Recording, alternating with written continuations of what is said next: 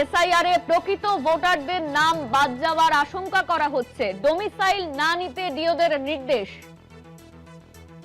শুনানিতে বিএলএদের না থাকা নিয়ে প্রশ্ন তুলেছেন মুখ্যমন্ত্রী মমতা বন্দ্যোপাধ্যায়। সেই চিঠিতে ইতিমধ্যেই মুখ্য নির্বাচন কমিশনার জ্ঞানেশ কুমারকে চিঠি দিয়েছেন মুখ্যমন্ত্রী। 4 পাতার চিঠি দিয়েছেন।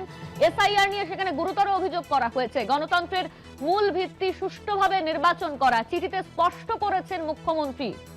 এসআইআর নিয়ে গুরুতর অভিযোগ মমতা বন্দ্যোপাধ্যায়ের। প্রকৃত ভোটারদের নাম বাদ যাওয়ার আশঙ্কা করা হচ্ছে। অনিয়ম চলতে থাকলে ভোটারদের মধ্যে বিভ্রান্তি বাড়বে, আশঙ্কা প্রকাশ করে চিঠি মুখ্যমন্ত্রীর। কোনোভাবেই যেন ভোটাররা হয়রানির শিকার না হন, মুখ্য নির্বাচন কমিশনারের কাছে আবেদন মমতা বন্দ্যোপাধ্যায়ের।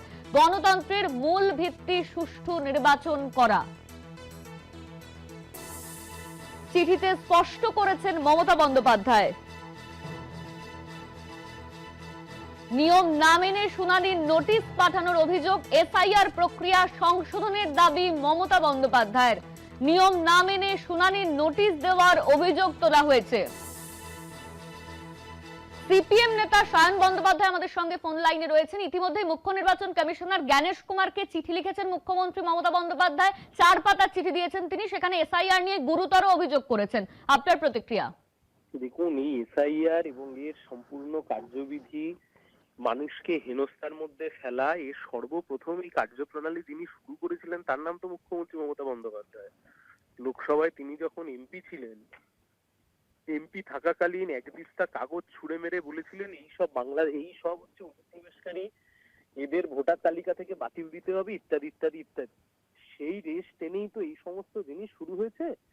দেখুন, এর আগেও বাংলার বুকে এসআইআর হয়েছে, কিন্তু এসআইআর গণতান্ত্রিক প্রক্রিয়ার মধ্যে দিয়ে ইলেকশন কমিশন সেই সময়তে যা করেছিল আর আজকে যা হচ্ছে দুটো এক নয় বলে গোটা বাংলার মানুষও আমরা তা বুঝতে পারছি। কিন্তু আমাদের কথা হচ্ছে খুব স্পষ্ট, আমরাও এ দাবি প্রথম থেকে জানিয়েছি যে কোনো বৈধ ভোটারের নাম কাটা যাবে না, এবং অবৈধ ভোটার যা রয়েছে বা মৃত ভোটার যা রয়েছে, মৃত ভোটারের নাম বাদ দিতে হবে।